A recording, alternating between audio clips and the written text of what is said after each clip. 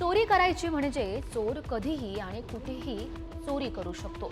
पण आजकाल कशाची चोरी होईल काही सांगता येत नाही. चेन्नईमधली ही दृश्य.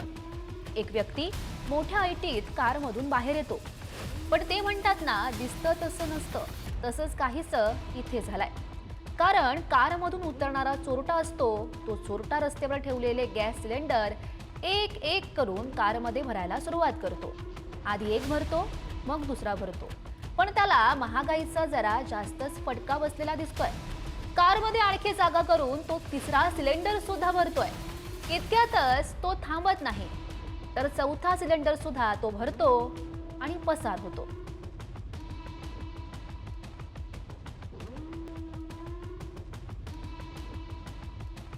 थोडी सी जो पीली है, चोरी तो नहीं की है.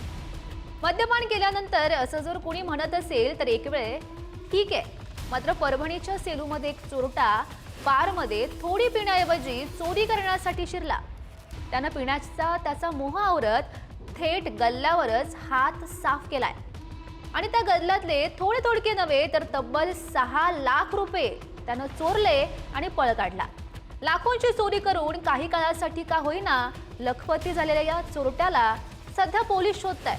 तो पोलिसांच्या हाती कधी लागतोय याचीच सगळ्यांना आता उत्सुकता आहे.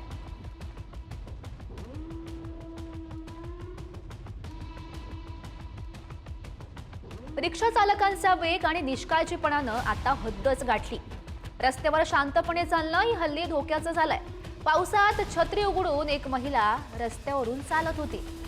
मात्र तेवढ्यात समोरून येणाऱ्या रिक्षानं या महिलेला जोरदार धडक दिली आहे. या धडकेत महिला जागीच कोसळून जखमी झाली. या अपघातामुळे रस्ते सुरक्षेचा प्रश्न पुन्हा एकदा ऐरणीवर आला. सर्व वाहतूक नियमांना बगल देऊन ज्या रिक्षा रस्त्यावर धावतात त्यांच्यावर कारवाई कधी होणार असा प्रश्न सध्या उपस्थित केला जातोय.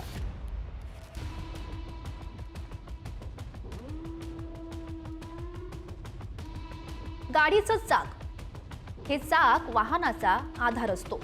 मात्र जेव्हा आधार हरवतो तेव्हा काय होईल त्याचं हे उदाहरण एकदा बघा. कर्नाटकमधील ही दृश्य आहेत. भरधाव वेगानं धावणाऱ्या या ट्रकची साथभर रस्त्यात चाकांनी सोडली आणि ती भरकटत एका रिक्षाला जाऊन धडकली आहे. आजवर ट्रकच्या धडकेत इतर लहान वाहनांचं नुकसान झाल्याचं आपण अनेकदा बघितलं असेल.